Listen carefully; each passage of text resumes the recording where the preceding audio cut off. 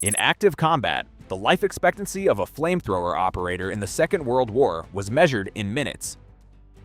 For German Sturm-Pionier on the Eastern Front in 1941, the weapon they carried into that combat was supposed to be the answer to the brutal weight of the older model. It was lighter, longer ranged, and on a German training field, it worked. In the snow north of Lake Ilmen, it stopped working entirely. What happened to it and what German engineers had to do to fix it is the story of the Flamethrower 41. To understand why the German army was so desperate for a lighter flamethrower by 1941, you have to look at what the men carrying the old one had been doing for years before that. The Flamethrower 35 had been the Wehrmacht's standard man-portable flamethrower since the mid-1930s. It was a steel beast. Two large vertical fuel tanks and a smaller propellant tank were mounted on a backpack frame. The whole assembly weighed 35.8 kilograms loaded, almost 80 pounds. The Sturm-Pioneer carrying it also wore a steel helmet, ammunition pouches, grenades, and a sidearm on top of standard field equipment. By the time he was in position to use the flamethrower, he had been carrying nearly a third of his own body weight for hours. The fuel was Flammel 19, a thick mix of petrol and tar that burned heavy and stuck to whatever it hit. A hydrogen pilot torch at the front of the wand ignited the stream as it left the nozzle. Range was 25 meters. Burn time was about 10 seconds total. On the morning of May 10, 1940, German glider troops landed on top of the Belgian fortress at Eben-Emael and used FMW-35s to burn defenders out of casemates the Belgians had believed were unstormable. The fortress fell within 36 hours after brutal close quarters fighting around its gun positions. The operation cemented the flamethrower as a doctrinal answer to fortified positions. It also confirmed a complaint from the Sturm-Pionier themselves. The weapon worked. The man carrying it could not move fast enough to use it well, and by the time he reached the position he was supposed to burn, he was already exhausted. What the Heereswaffenamt was about to design was a flamethrower that solved the weight problem. It would solve everything else later, or it would not.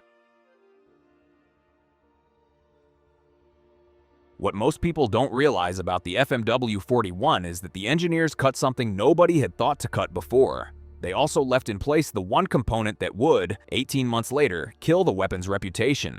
The redesign that became the Flamethrower 41 stripped the older flamethrower down to its essentials. The two tall fuel tanks were replaced with a single horizontal pressure vessel and a smaller second tank. The frame was simplified, the wand was shortened, the whole assembly came in at 18 kilograms loaded, almost exactly half the weight of the FMW-35. If you were the Sturm-Pionier carrying it, the difference was the difference between arriving at the objective ready to fight and arriving exhausted. The other change was range. By increasing the propellant pressure and refining the nozzle, the FMW-41 could project its fuel stream out to 32 meters, almost a third farther than the older model. 32 meters was the difference between burning a bunker and being shot before you reached it. In early 1941, the first FMW-41 units were issued to Sturm-Pionier battalions attached to Heeresgruppe Mitte and Heeresgruppe Nord. The Wehrmacht's plan was straightforward. By the time Operation Barbarossa launched in June, the lighter, longer-range flamethrower would already be in trained hands. On paper, the FMW-41 was the deadly weapon Germany had needed since the early 30s. There was just one thing about the design that the engineers had not changed. The ignition system at the front of the wand was the same hydrogen pilot torch that had been on the FMW-35. In every campaign Germany had fought up to that point, the hydrogen torch had been reliable enough. The first campaign in which it would not be was about to begin. The mechanics of using a flamethrower in combat sound simple from a distance. But here's the thing about up close. Every step in the sequence had a way of killing the man pulling the trigger. The Sturm-Pioneer carrying an FMW-41 wore the weapon's tank assembly on a backpack frame. The horizontal main tank held the Flammel 19, a thick black blend of petrol and coal tar. A smaller upper tank held compressed nitrogen, which provided the propellant pressure. The wand connected to the tanks by a flexible hose. At the front of the wand was a small tube containing a hydrogen pilot flame. To fire, you opened the propellant valve, raised the wand toward the target, and pressed the trigger. The Flammel was forced through the wand by nitrogen pressure, met the pilot flame, and ignited as it left the nozzle.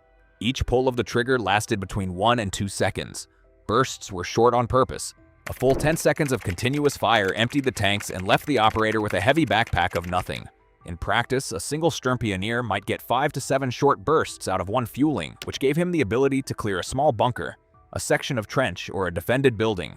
During the assault on Brest-Litovsk in the opening days of Operation Barbarossa on June 22, 1941, Sturm-Pioneer units used FMW-41s to clear Soviet positions inside the fortress walls. Field reports from the engagement noted that the flamethrowers ended fights that machine guns and grenades had not been able to settle.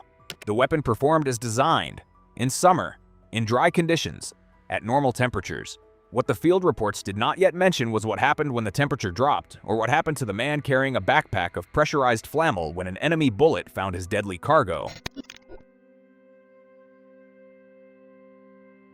There was one thing every soldier in every army of the Second World War learned to recognize at a glance, and once recognized, learned to shoot at first. If you were a Soviet rifleman on the Eastern Front in 1942, the bulky silhouette of the FMW-41 was the first thing you were trained to look for. The fuel tanks, even with the lighter design, were still tall and visible above the operator's shoulders. The wand was a long metal tube held forward in both hands. The whole silhouette was distinctive at 100 meters. At 50 meters, it was unmistakable. The flamethrower operator was target priority 1. He was a marked man from the moment he was identified, and he was to be shot first, before he could fire, before he could close the distance, before he could reach the position he had been sent to burn. For the Sturm-Pionier, this meant the moment he was spotted, every rifle and machine gun within sight zeroed on him. His own squad moved up beside him with rifles and grenades, trying to suppress the enemy long enough for him to reach his 32-meter firing range. And that's when, in the seconds between identification and firing range, most flamethrower operators died. A 1944 American training manual, drawing on captured German reports, estimated that the average life expectancy of a man-portable flamethrower operator in active combat was less than 10 minutes. German records from the Eastern Front in 1942 and 1943 confirmed similar numbers, though never publicly. The Sturm-Pioneer units replaced their flamethrower operators more often than any other specialist role in the engineer battalions. And those were the men who survived. The men who were captured on either front were treated differently. The flamethrower had a reputation that did not fade when its operator put his hands up. What that reputation meant in practice is a part of the story this video is not going to dwell on. There is one part of the FMW-41 story that the surviving Sturm-Pionier from the Eastern Front never had to be asked twice to talk about. In the winter of 1941 and 1942, the first significant FMW-41 deployments on the Russian front coincided with the worst conditions German equipment had ever encountered. In the forests south of Leningrad, around Lake Ilmen and toward the Damiansk pocket where the German 16th Army would soon find itself encircled, temperatures dropped below -30 Celsius. Vehicles seized, lubricants thickened to wax, rifle bolts froze. And the hydrogen pilot torch at the front of every FMW-41 began to fail. You see, the torch had been designed to produce a small, steady flame fed by a low-pressure hydrogen line from a third small tank. At normal temperatures, the flame was reliable. In the cold, the flame shrunk to almost nothing or went out entirely. If you were the Sturm-Pioneer carrying the weapon, you could not always tell from your position behind the wand whether the pilot was lit. You pressed the trigger anyway. The flammel sprayed out under nitrogen pressure, soaked the bunker or trench you were aiming at, and did not ignite. Field reports from the 16th Army's Pioneer battalions reached the Heereswaffenamt by February 1942. The pattern was consistent across every unit that had carried the FMW-41 in the cold. The weapon failed to light. The operator, having just sprayed flammable oil onto a Soviet position from 30 meters away, was now standing in the open with an empty backpack of fuel. He had given his position away. He could not retreat fast enough to escape Soviet machine guns that had already identified him by the spray itself. Casualty rates among Sturm-Pioneer flamethrower operators that winter were brutal. By spring 1942, the German Army Group commanders had received enough reports to take action. Men were refusing to carry the FMW-41 into combat. The Heereswaffenamt knew it. The answer, by then, was already sitting in a captured Soviet flamethrower nobody had paid much attention to.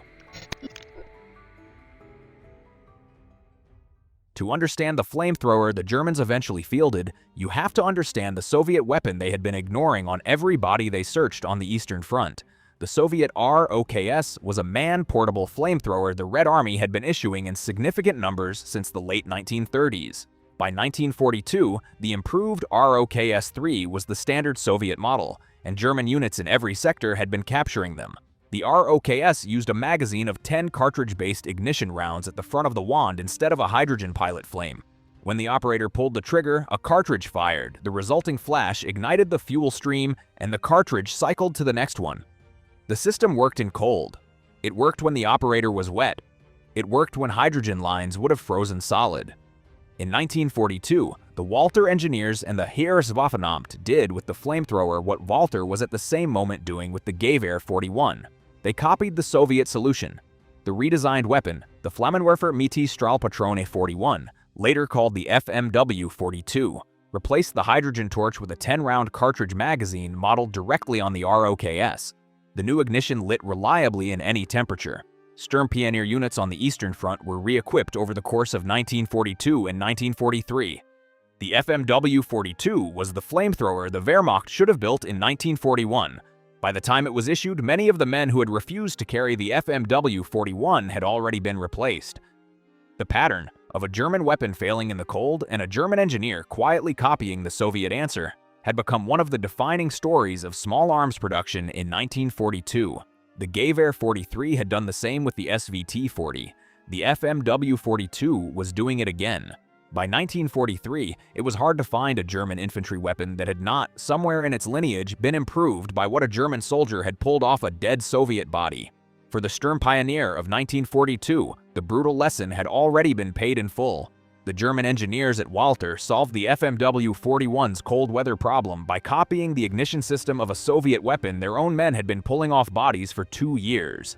That weapon, the Soviet ROKS-3, had its own dark story about the Soviet flame troopers who carried it. It's on screen now.